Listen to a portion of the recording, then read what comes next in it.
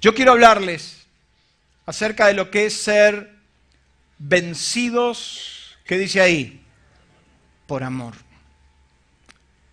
Dígalo conmigo, vencidos por amor. Dicen los que saben en conductas humanas que hay dos tipos de liderazgo.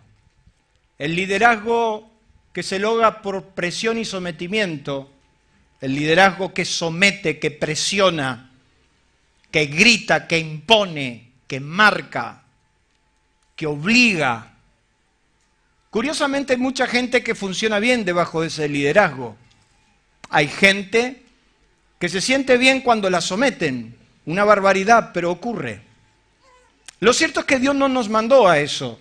Pero hay otro tipo de liderazgo, y que es el liderazgo que inspira, el liderazgo que seduce, el liderazgo que encanta, pero lo hace por amor. Y de ese liderazgo te quiero hablar, de lo que hace Dios cuando conquista nuestros corazones, lo hace por amor. ¿Cuántos dicen amén? Yo durante mucho tiempo asocié a Dios de la religión con el Dios del castigo y del sufrimiento. El Dios que me mandaba al infierno si me portaba mal. El Dios que me esperaba con un garrote en la mano cuando me equivocaba. De hecho, que asociaba mucho, y mi culpa constante por las metidas de pata, me asociaron a un Dios déspota, un Dios que somete, un Dios que obliga. Me costó muchos años servir a ese Dios, hasta que empecé a descubrir al Dios que me ama, al que me seduce, al que me conquista, al que hizo tanto, que no tengo otra cosa más que rendirme a sus pies. Por eso el apóstol San Pablo, cuando escribe a los Romanos, en el capítulo 8, en el verso 37 al 39, dice el apóstol San Pablo, antes en todas estas cosas, y después vamos a hablar de qué cosas, antes en todas estas cosas somos más que vencedores. Mire lo que dice ahí, somos más que vencedores por medio de aquel que nos amó. Por lo cual estoy seguro que ni la muerte, ni la vida, ni ángeles, ni principados, ni potestades, ni lo presente, ni lo porvenir, ni lo alto, ni lo profundo, ni ninguna otra cosa creada podrá separar del amor de Dios que es en Cristo Jesús, Señor nuestro. Diga conmigo nada. Ni lo alto, ni lo profundo, ni lo que vendrá. Hay gente que la está atormentando lo que vendrá, hay gente que la atormenta el futuro, hay gente que la atormenta el pasado. Ahí dice ni lo que vendrá, ni lo profundo, nada, ninguna cosa creada nos podrá separar del amor de Dios. Mire lo que dice otra traducción, yo sé que ni la muerte, ni la vida, ni los ángeles, ni las fuerzas del universo, ni el presente, ni el futuro. ¿A cuántos le preocupa el futuro? Mira lo que dice, ni el presente, ni el futuro, ni las fuerzas espirituales, ya sean del cielo o de los abismos, ni ninguna otra criatura podrá apartarnos del amor de Dios manifestado en Cristo Jesús, Señor nuestro. Otra traducción dice, nada, absolutamente nada podrá separarnos del amor que Dios nos ha mostrado por medio de nuestro Señor, ¿qué cosa? Jesucristo. La pregunta que Pablo hace antes de esto es digno de consideración. Porque esta es una afirmación. Pablo está afirmando, está diciendo que nada lo separará de Dios. Hace una mención, hace una descripción de las cosas que nos podrían separar. Pero cuando usted va a la pregunta anterior, cuando usted se va a unos versículos anterior, él dice, ¿quién nos separará del amor de Cristo? Tribulación, angustia, persecución, hambre, desnudez, peligro o espada. Termina afirmando, diciendo que nada nos puede separar de un amor que ha causado en nosotros una impresión y una forma de vida que es imposible irnos de ahí. ¿Qué experiencia tan extraordinaria llevó al hombre más grande de la era apostólica a decir que nada ni nadie podía separarlo del amor de Dios? El mismo Pablo en otros escritos daba inicios de lo que decía y por qué lo decía. Fíjese lo que va a decir Pablo en el libro de los Romanos también, que dice que la esperanza no avergüenza porque el amor de Dios ha sido, ¿qué cosa? Derramado. O sea que la experiencia de Pablo es que el amor de Dios se derramó sobre su vida. Y hay un momento en nuestra vida cristiana cuando nosotros podemos experimentar el amor de nuestro Dios. Yo sé que muchos te han hablado de amar a Dios. Y yo sé que muchos sentimos la obligación de tener que amar a Dios. Otros fluimos en ese amor. Sin embargo, una cosa muy diferente es cuando Dios derrama su amor sobre tu vida y te sentís amado por Dios. El ser humano fue diseñado para amar y ser amado. Y no hay cosa más extraordinaria que cuando nos sentimos amados. Yo, por ejemplo, ayer a las 3 de la tarde empecé a ver en el rostro de unos cuantos muchachos se empezaban a desfigurar porque sabían que pronto les tocaba volver a casa. Qué lindo es ser amado. No, sino de la ansiedad. Sentirse amado es esa experiencia de enamoramiento. ¿Cuántos se enamoraron alguna vez en la vida acá? Levanten la mano. ¿Qué se sentía? Algunos salen con que se sentían mariposas. Yo nunca las sentí. Pero el solo hecho de pensar en el nombre de mi amada es como que el corazón se aceleraba. Después de 28 años sigo sintiendo lo mismo, por las dudas. Pablo dice que el amor de Dios fue derramado. Y ese amor derramado sobre su corazón logró una experiencia tan extraordinaria. Vivió que la copa de la gracia se derrame tan fuerte sobre él que sencillamente lo venció. Ese hombre hosco, duro, ese hombre de carácter. Pablo tenía un carácter peor que el de tu esposo, por si usted no lo sabe. Así duro, retobado. ¿Cuántos tienen un ejemplar así en casa? Dígame la verdad. No levantan la mano porque están bajo pena de muerte, ¿no? Pero Pablo tenía un carácter así. Un carácter... No lo dije. Pero Pablo tenía un carácter difícil. Tenía un carácter difícil. Tenía prejuicios y orgullos. Él se jactaba de toda su gloria. Él tenía convicciones que no estaba dispuesto a abandonar nunca.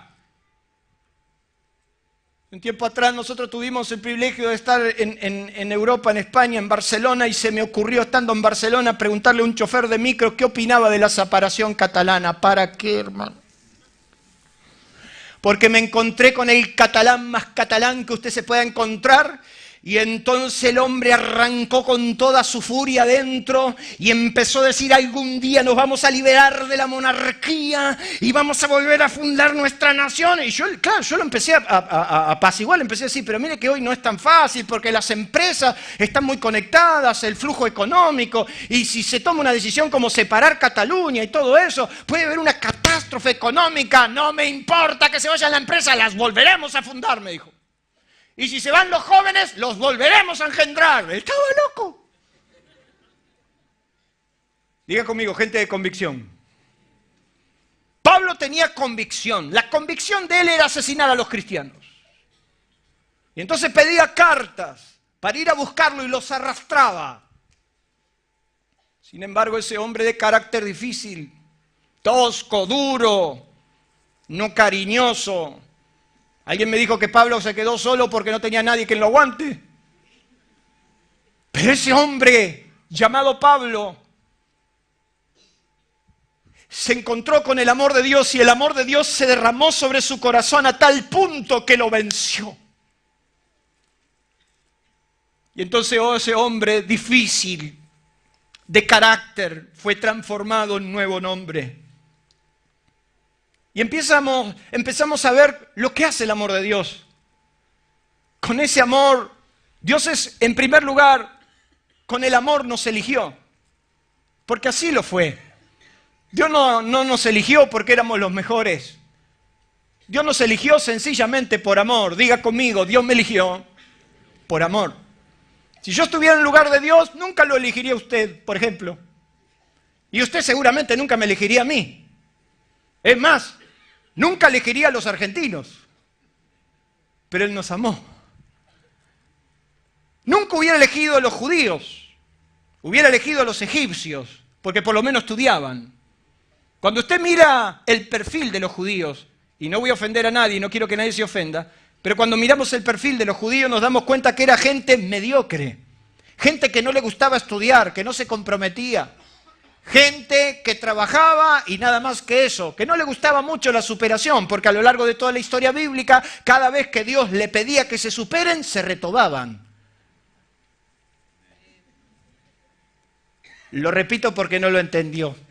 Vio que hay gente que necesita que, otra vez, ¿verdad? Cada vez que Dios le pidió que se superen, se retobaban.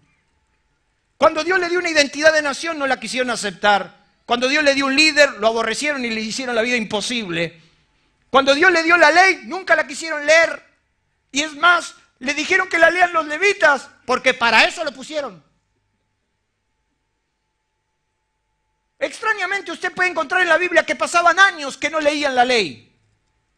Sin embargo, los egipcios estudiaban el cosmos, las constelaciones, estudiaban las estrellas, estudiaban a la gente. Cuando los egipcios se moría alguien, lo abrían por completo para estudiarle las tripas. Yo hubiera elegido a otro personaje, pero sin embargo la Biblia dice que Dios tiene una manera rara de elegir. Porque la Biblia nos dice, y está en Deuteronomio capítulo 7, dice, porque tú eres un pueblo santo para Jehová tu Dios. Jehová te ha escogido para ser un pueblo especial más que todos los pueblos que están sobre la tierra. No por ser vosotros más que todos los pueblos ha querido Jehová y os ha escogido, pues vosotros erais el más insignificante. Qué bonito que te digan eso. Dios dijo, yo no te elegí porque eras bueno.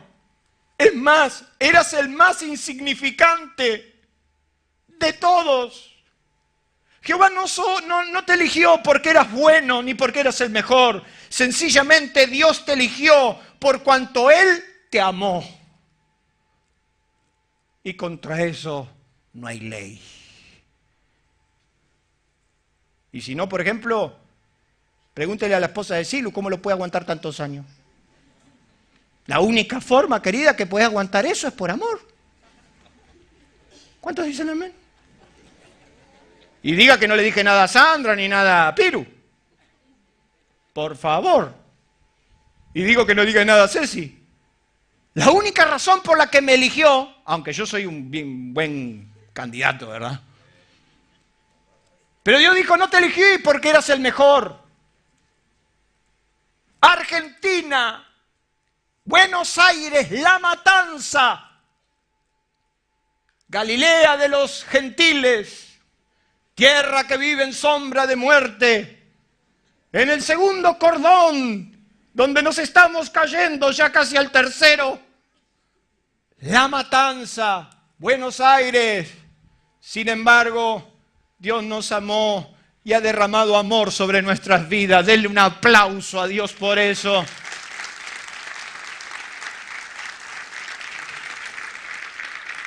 Con ese amor Dios nos eligió, con ese amor manifestó su eternidad. Dios le dijo a Jeremías, Jehová se manifestó a mí hace mucho tiempo diciendo con amor eterno. El amor de Dios es eterno, diga conmigo, es eterno. No tiene ni principio ni fin porque Él no contiene amor. La Biblia dice que Dios es amor y el amor de Dios está manifestado en su eternidad. Por eso hay una escena tan increíble en Juan capítulo 13 que dice que Jesús, sabiendo que su hora ya era, sabiendo que partiría, dice que amó a sus discípulos y los amó hasta, dígamelo usted, hasta el fin. Dios no nos ama solamente cuando somos jóvenes. Dios no nos ama solamente cuando nos va bien todo. Dios no nos ama cuando estamos lúcidos. Dios nos amó hasta el fin. Con su amor Él manifestó su eternidad. Lo demostró visiblemente. Porque quiero decirle que el peor de los sentimientos es el que nos expresa. Lo peor que nos puede pasar en la vida es no expresar lo que sentimos. Si hay algo que las generaciones que pasaron antes que nosotros, castigados por momentos de dolor o por la circunstancia, muchas veces se privaron el deseo de abrazar a sus hijos, de abrazar a su esposa y decirle que la amaban. El mejor sentimiento es el que se expresa y por eso usted, mientras la tiene con vida, lo tiene que manifestar. ¿Cuántos dicen amén? Hace como 10 años que no le dices a tu mujer que está linda. ¿Y a tus hijos? El amor se demuestra, hermanos. Por eso siempre digo en chiste, pero lo digo en serio. Las flores la quiero en vida. No hay mejor padre que el que se muere, no hay mejor esposo que el que se va. No hay mejor pastor el que ya no está. El verdadero amor se manifiesta y la Biblia nos dice que de tal manera amó Dios al mundo que dio, lo expresó. O sea, él tuvo la necesidad de expresar cuánto nos amaba y no tuvo otra alternativa que enviar a su Hijo para que todo aquel que en Él crea no se pierda, mas tenga vida eterna. Él lo mostró, no sencillamente lo dijo, lo mostró. El amor de Dios, con ese amor nos rescató inmerecidamente. Pablo lo dice incansablemente. Pablo dice, pero Dios, que es rico en su misericordia, con su gran amor con que nos amó, estando nosotros muertos en delitos y en pecados, nos dio vida juntamente con Él. Estando en la condición que estamos, sencillamente Dios te sigue amando. Por eso a mí me mantiene vivo, hermanos. Yo no sé usted, porque seguramente usted es mucho más espiritual que yo. Pero hay muchas veces que yo le digo al Señor, vos te equivocaste conmigo. No hay forma, no hay forma. Señor, si no fueras tu amor tan profundo, tan grande sobre mi vida, no hay forma de que Él me hubiera elegido. ¿Cuántos son testigos de ese amor? Nos rescató a pesar de que no lo merecíamos. Con ese amor nos adoptó como sus hijos. Mirad cuál amor nos ha dado el Padre, en que seamos llamados hijos de Dios. Él nos adoptó.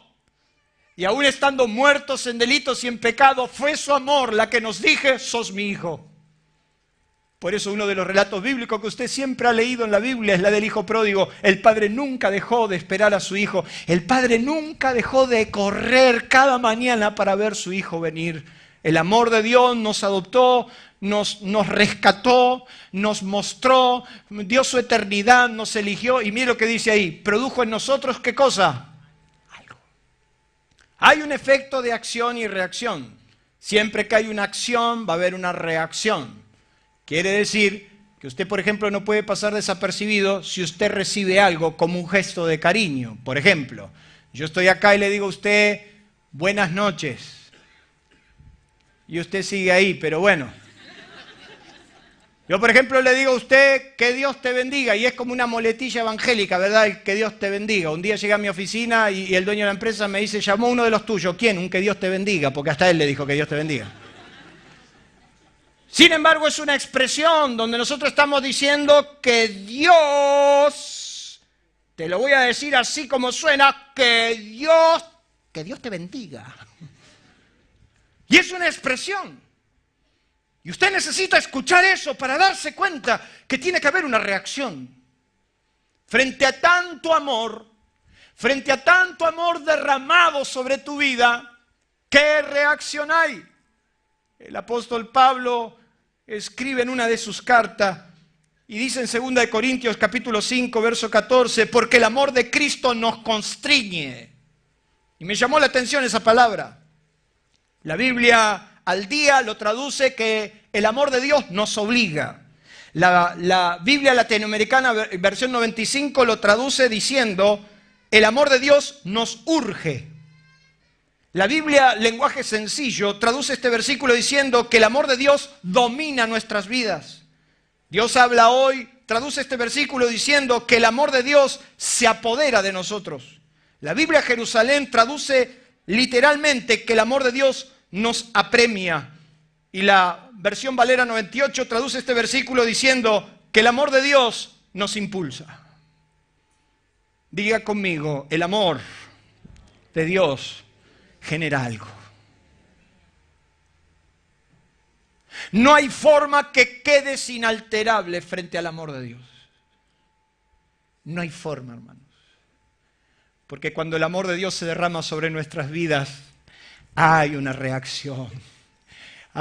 Querés estar con Él, te gusta escucharlo, empieza un enamoramiento, una relación, empezás a intimar con Dios porque empezás a experimentar una experiencia que es sobrenatural. No es un sana, no es una caricia, sino que es el amor por sobre todo sentimiento. Es un amor que perdura en el tiempo, se derramó sobre nuestras vidas y ese amor hace en tu vida algo distinto, te transforma definitivamente.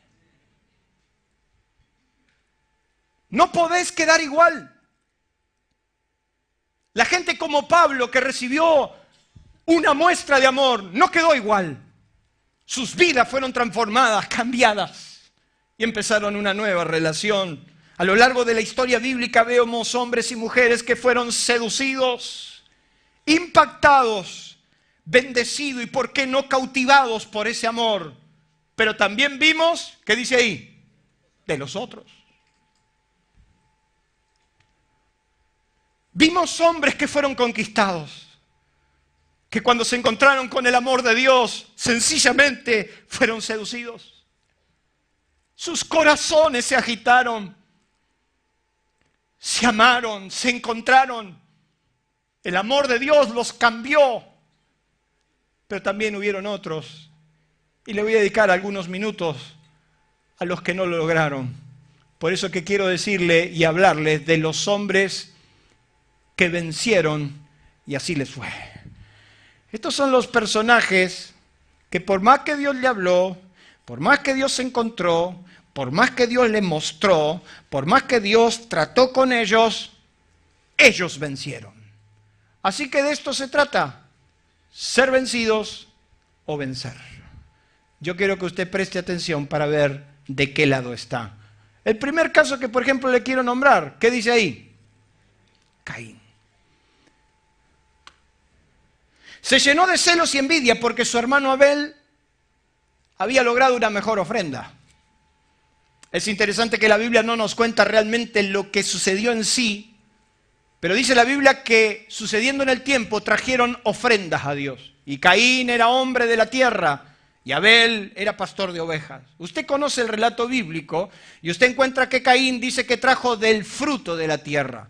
Pero da la sensación como que Caín en realidad agarró un manojo de remolacha, cazó un par de zanahorias y en el camino, mientras iba cepillando los dientes, se presentó delante de Dios y dijo: acá tenés mi ofrenda. Total, Dios conoce la intención del corazón.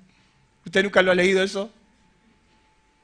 Dice que él trajo del fruto de la tierra. Sin embargo, Abel dice que ofreció de los primogénitos, y eso es plural.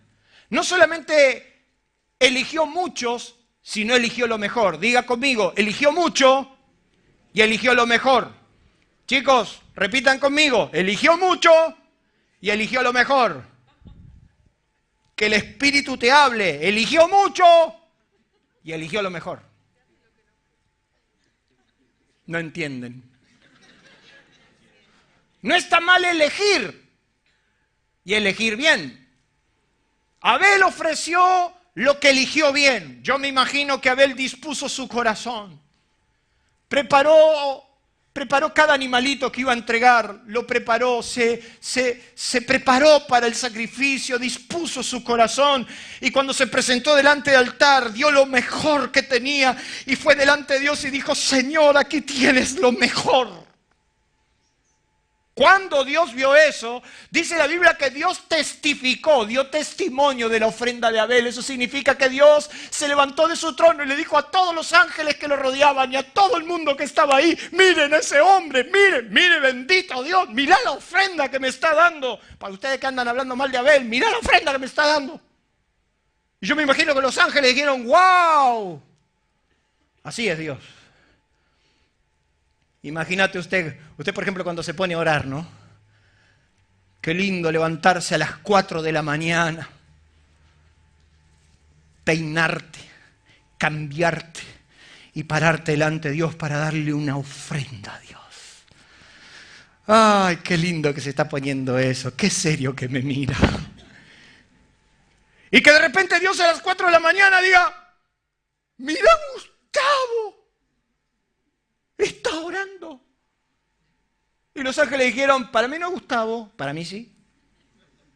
No hay forma que Gustavo esté levantado a las 4 de la mañana. Mire, yo lo veo a las 6 de la mañana y yo creo que ni el Espíritu Santo se dio cuenta. Miren esa ofrenda. Miren lo que ese hombre está haciendo por mí.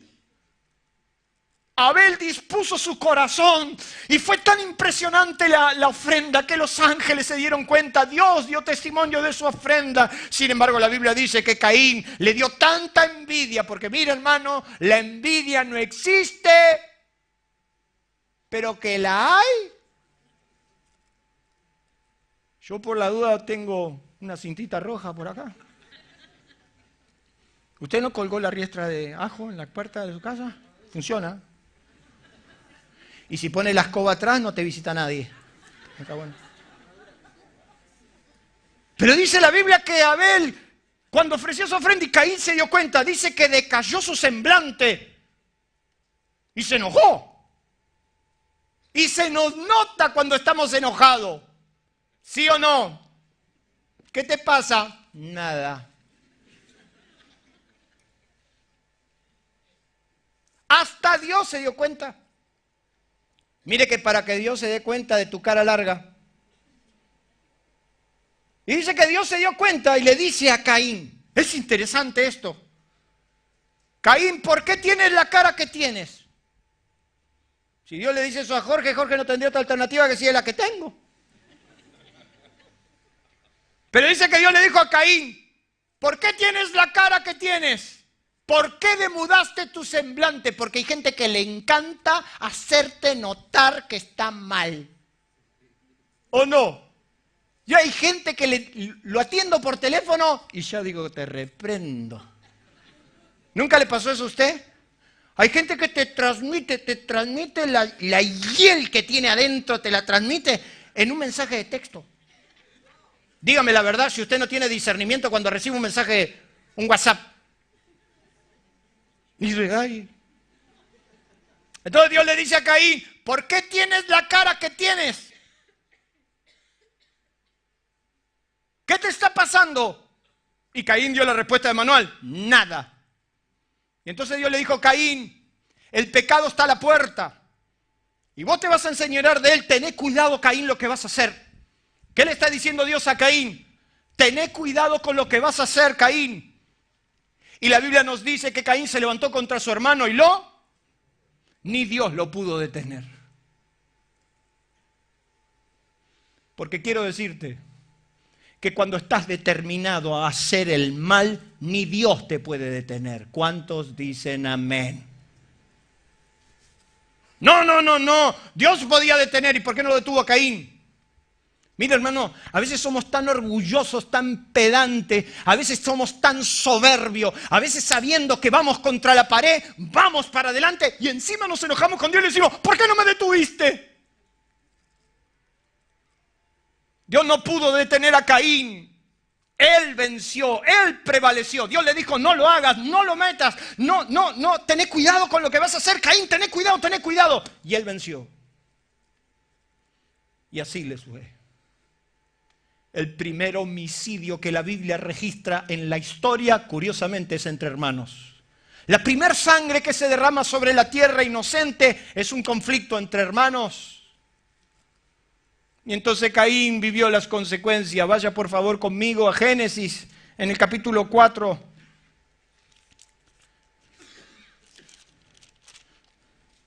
Génesis 4, verso 9. Y Jehová dijo a Caín, ¿dónde está Abel tu hermano? Y él respondió, no sé, ¿soy yo acaso guarda de mi hermano? Y él le dijo, ¿qué has hecho? La voz de la sangre de tu hermano clama a mí desde la tierra. Ahora pues, maldito seas tú de la tierra que abrió su boca para recibir de tu mano la sangre de tu hermano. Cuando labres la tierra no te volverá a dar su fuerza. Errante extranjero serás en la tierra. Mire todo lo que vivió Caín por haber vencido, por haber dicho, no me importa lo que dice Dios, no me importa lo que me he dicho, yo voy a hacer lo que quiero.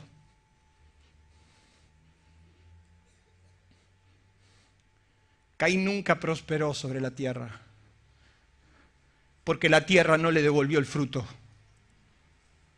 Fue errante, nunca tuvo una familia estable, nunca tuvo afectos que perduraron en el tiempo, porque ellos vencieron, pero no fueron vencidos por Dios.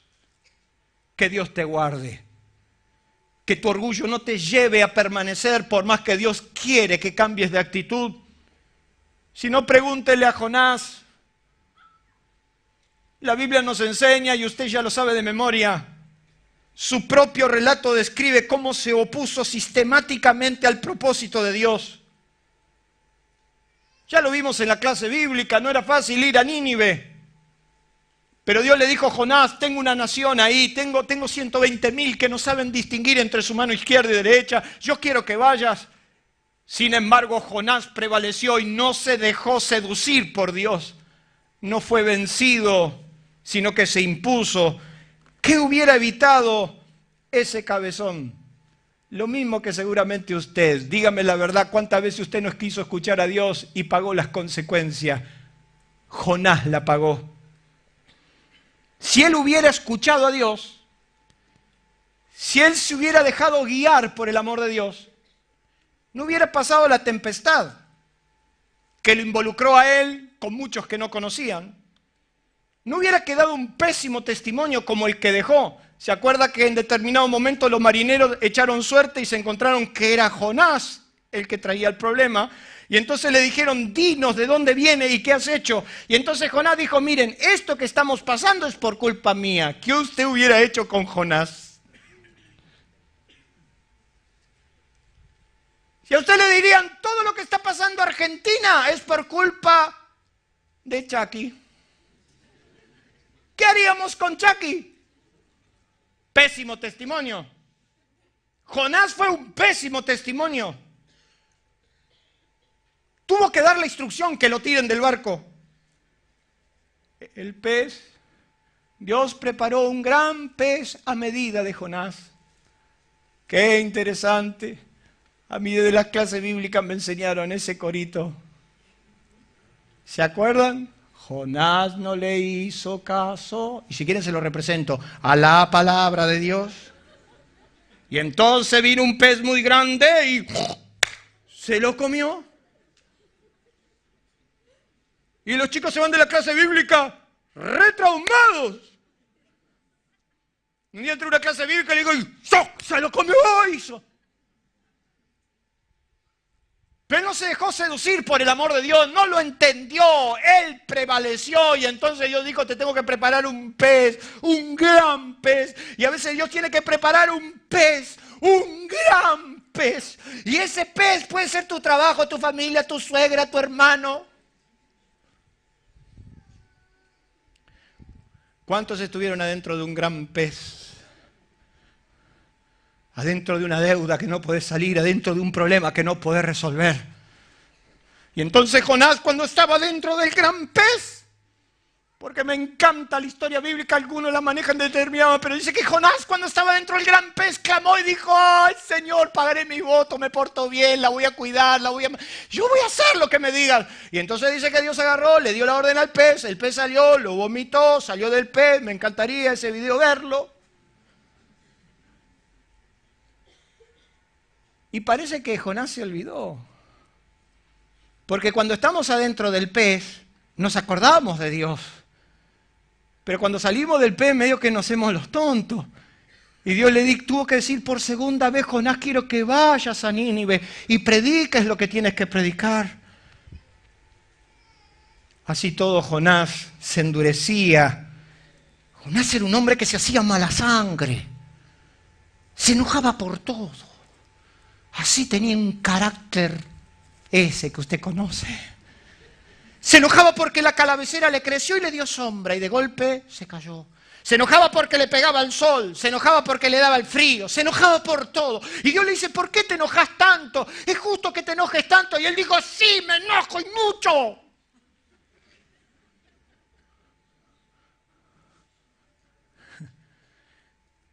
¿Cuántos se sienten identificados con Jonás?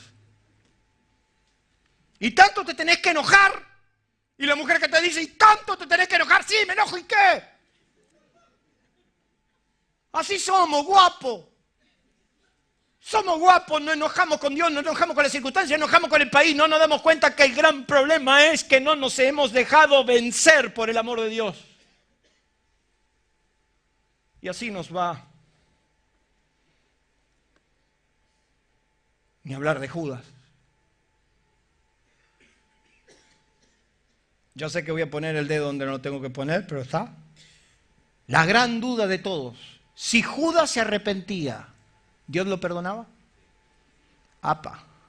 ¡Qué rápido que respondieron! Nosotros cantábamos un himno que se escuchaba así, Jorge. Este está bueno para una Santa Cena. Judas, no tiene precio tu traición. Judas, no tiene precio tu maldad. Y a esa altura, si lo teníamos a Judas, lo ahorcábamos, hermano. Y es más, imagínate en un tono de Santa Cena, hablando de la traición. Maldito traidor, que por 30 piezas de plata negó a su Señor. La Biblia nos dice que Judas se puso de acuerdo con los sacerdotes para entregárselo. No era muy fácil ubicarlo a Jesús, no era muy fácil saber dónde estaba Jesús. Y en aquella época no había GPS celular ni dónde encontrarlo, y Jesús ya se estaba ocultando. Y entonces acordaron 30 piezas de plata, era el valor de un esclavo, 30 piezas de plata para que Judas le diga el dato preciso dónde estaban. Es interesante notar que había un cierto afecto de Jesús hacia Judas. Había un cierto cariño, una melancolía. De hecho, que Jesús le confió la bolsa. De hecho, era el tesorero de los 12.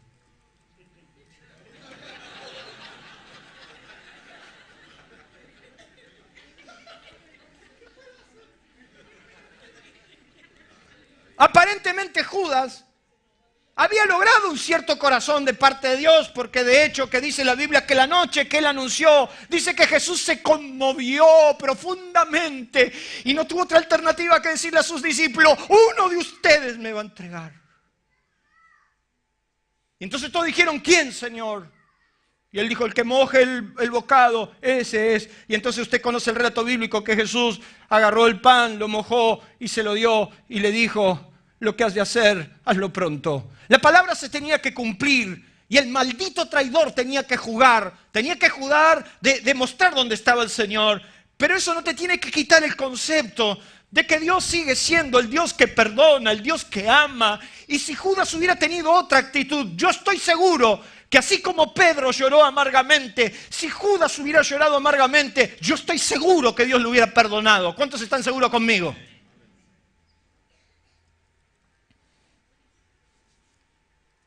Jesús lo amaba a Judas. Porque de hecho que cuando Judas lo entrega, dice que Jesús le dice a Judas, ¿a qué viniste, amigo? Y utiliza la palabra amigo. Y le dice, con un beso me entregas. Sin embargo, la Biblia nos dice que Judas cuando salió remordido por su conciencia, en vez de arrepentirse, en vez de doblegarse, en vez de someterse y en vez de ser saturado por el amor de Dios y en vez de recibir el amor de Dios que podía restaurarlo, él se endureció y fue y se ahorcó.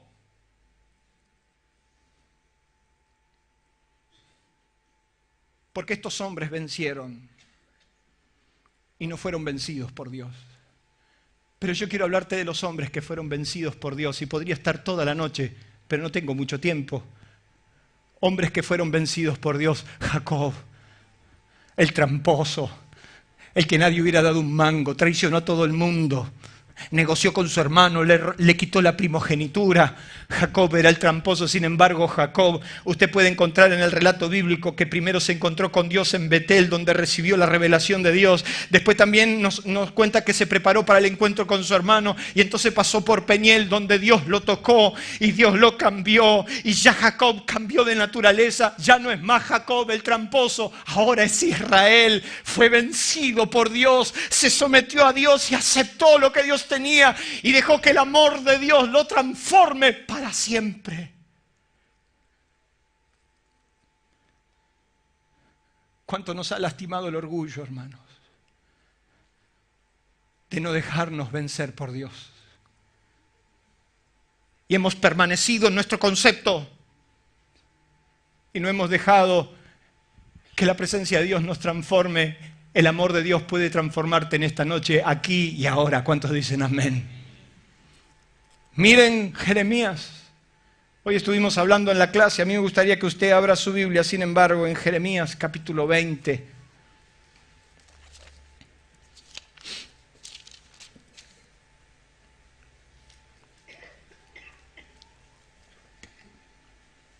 Jeremías no la pasó bien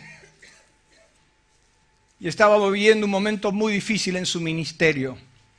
Las palabras que vamos a leer son las palabras de un hombre que experimentó el amor de Dios de una manera y una magnitud que transformó su queja en alabanza. Mire el capítulo 20, verso 7. Mire lo que dice Jeremías. Me sedujiste, oh Jehová, y fui, ¿qué cosa? Seducido. Más fuerte fuiste que yo y dígamelo usted, venciste.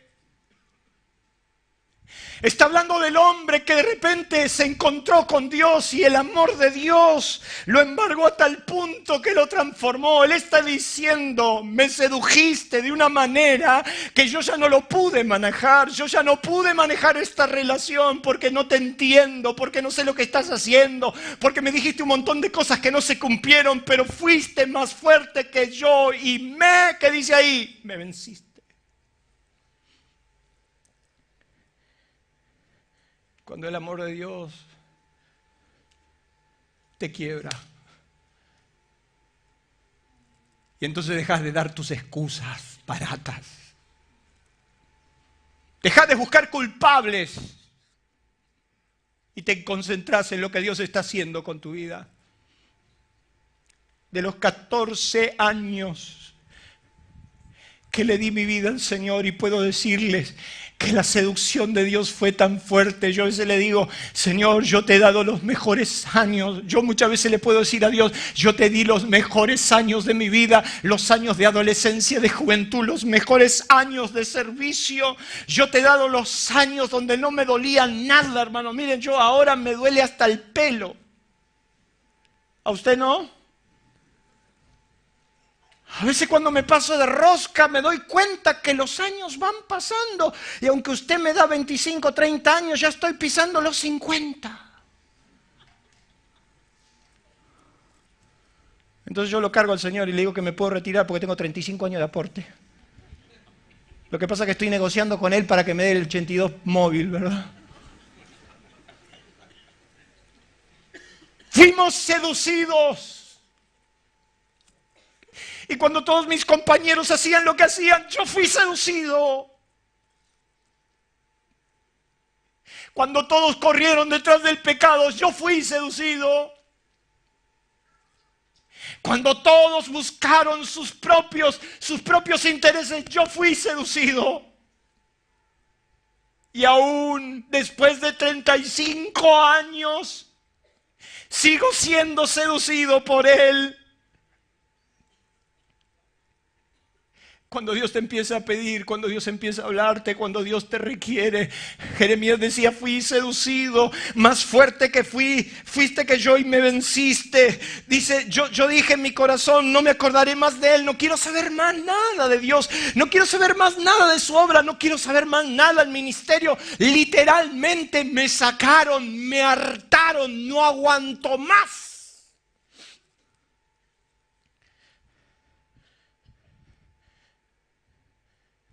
Pero cuando sos seducido por Dios, dice, traté de sufrirlo, pero no pude porque había dentro de mí un fuego. El fuego del amor de Dios. ¿Cuántos dicen amén? Cuando el pecado llama a la puerta, pero viviste El amor de Dios no te va a costar no pecar. Yo fui a los seminarios de 10 formas de no pecar. Era tanta mi desesperación por Dios. Que claro, en la adolescencia, en la juventud, hermano, cuando el indio te sale de adentro, ¿cuándo tienen todavía un indio ahí adentro? Y cuando el ímpetu, cuando la pasión, porque si usted no lo sabe, en la época de la juventud, de la adolescencia, es la época de la pasión. Y no me refiero solo a la pasión sexual, me refiero a la pasión, ¿verdad? Nos encanta ir, venir, saltar.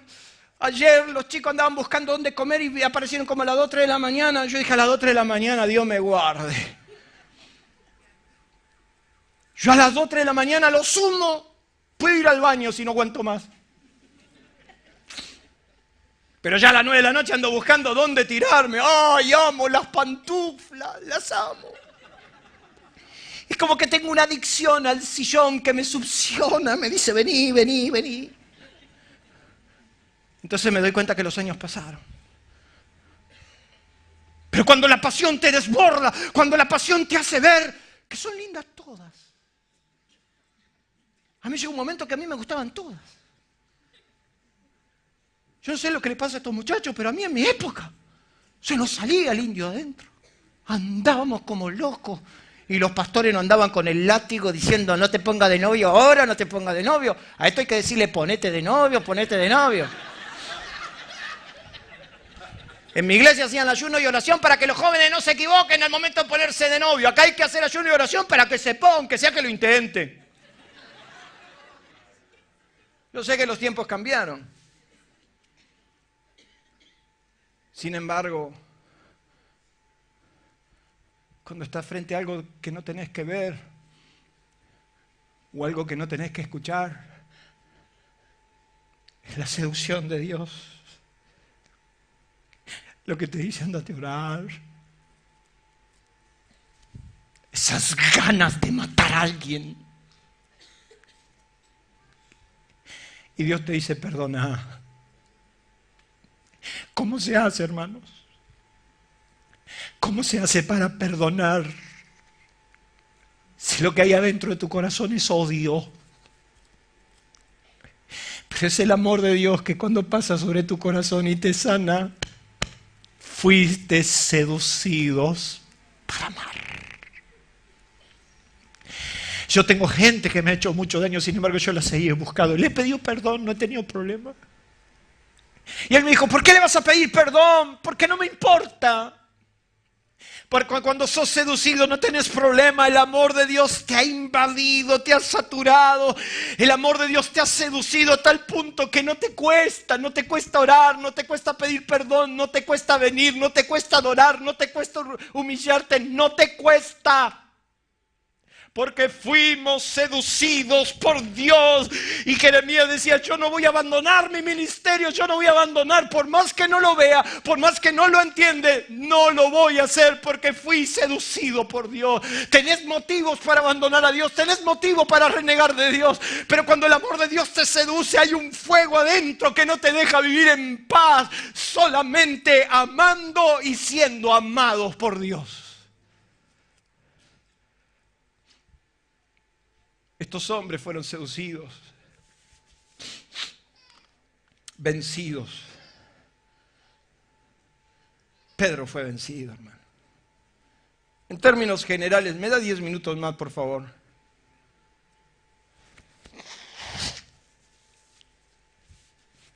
Pedro fue seducido. Pedro no era fácil. Ya sé que usted lo sabe. Pero Pedro tuvo que ser tumbado.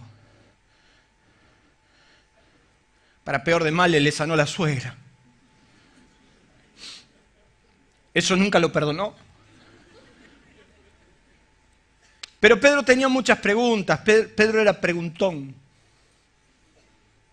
Pedro tenía muchas dudas, porque cuando le viene y le dice el hermano, hemos hallado al Mesías, él dice, ¿para qué quiero ver? Pero hubieron dos hechos concretos. Dos hechos innegables para Pedro, donde Pedro fue tumbado. Y hoy a la madrugada el Espíritu Santo me enseñó, me dijo que hoy Él necesita tumbarte. Y quiero que le dé la oportunidad.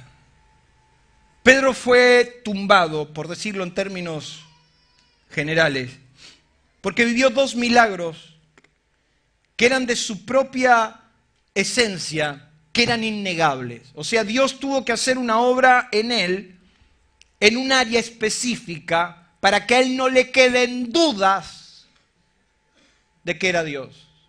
Me estoy refiriendo a lo que tantas veces prediqué, pero a lo que tengo que repetir. Me estoy refiriendo a las 2 pescas milagrosas. Pedro tuvo muchos desafíos, pero hay 2 pescas milagrosas para un pescador como Pedro, experimentado, que no le quedaron dudas que eso venía de parte de Dios. Y Dios va a hacer un milagro en tu vida, en el área más específica de tu vida, que no te van a quedar dudas que lo que viviste y lo que vas a vivir va a ser de Dios. Y va a ser tan extraordinario lo que te voy a decir, va a ser tan extraordinario lo que Dios va a hacer en tu vida y en nuestras vidas y aún en esta casa, que no van a quedar dudas que Dios está diciendo, quiero tu corazón al 100%. Lucas capítulo 5 dice que los pescadores, habiendo descendido, lavaban las redes sucias. Jesús se presenta a Pedro y le suplica que le dé la oportunidad. Dice que le ruega a Pedro. Jesús no era lo que lo rogaba, no le rogaba a Jesús a la gente. Sin embargo, le rogó a Pedro, dame la barca, dámela una oportunidad. Dice la Biblia que Jesús enseñó hasta un buen tiempo sobre la barca de Pedro. Pero dice que terminando su experiencia le dijo a Pedro, Pedro, moga mar adentro y echad vuestras redes para pescar. Un buen pescador sabe que si no se pesca de noche, no se pesca de día.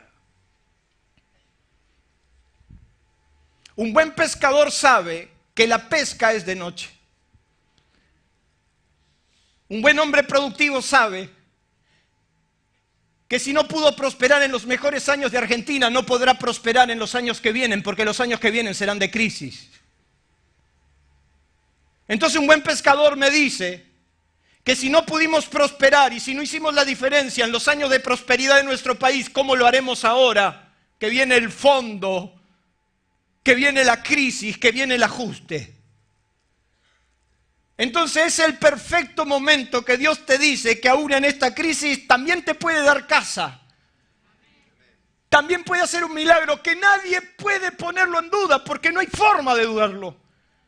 Y entonces dice la Biblia que Jesús fue con él y echando la red se rompía y el barco se hundía. Y cuando vio esto Pedro, dice que Pedro se cayó de rodillas y le dijo, apártate de mí, Señor, porque soy un hombre pecador. Fue tumbado. No hay forma. Yo me lo imagino a Pedro decirle a Juan y Jacobo, esto no puede ser. Esto no puede suceder. No hay forma que en medio de la crisis Dios pueda prosperarnos. No hay forma. Y ese es tu bendito problema, que me lo tabulas a Dios siempre cómo, cuándo y dónde. Y no importa cómo, cuándo y dónde. Si Dios decidió bendecirte, ni el infierno te va a parar. La última vez que Jesús se aparece a los discípulos, Juan capítulo 21, no es que no se va a aparecer después, sino que la última vez que se va a aparecer sobre la barca o en algo que tenga que ver con la barca es San Juan capítulo 21, que dice la Biblia que Pedro dijo, yo me voy a pescar, y muchos se fueron con él y pescaron y trabajaron toda la noche y no lograron nada. Y Jesús a la mañana desde la ribera le dice, hijitos, ¿tenéis algo que comer? Y él dijeron, no, es a la derecha. Estuvieron toda la noche tirando ¿a dónde? Cuando no sos guiado por Dios, estás siempre tirando a la izquierda. Pero si en esta noche te dejas tumbar por Dios, Dios te puede dar el dato preciso. Por razones de respeto, no puedo contarte algunas cosas que me han ocurrido estos últimos tiempos, que con un dato preciso Dios te puede dar en un día, en una semana, lo que te hubiera costado décadas de padecimiento. derecha. Y dice que cuando tiraron la red se rompía. Y entonces Pedro no tuvo otra opción. Se dio cuenta de lo que estaba pasando. Y ante la pregunta de Jesús si lo amaba, ¿qué le respondió Pedro? Señor, tú lo sabes todo. Tú sabes que te amo. Y añadiéndole le dijo Jesús, ¿qué le dijo? Sígueme.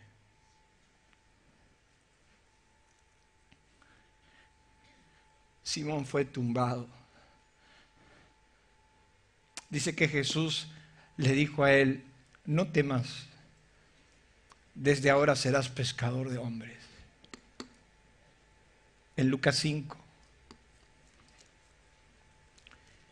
Pedro nunca hubiera abandonado la barca si no hubiera visto algo tan innegable como ese milagro.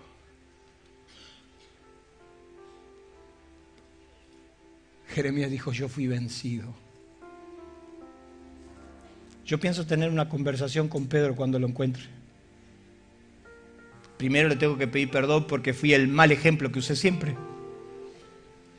Le tengo que pedir disculpas porque ese por ahí, si no está en cuerpo glorificado, me puede matar.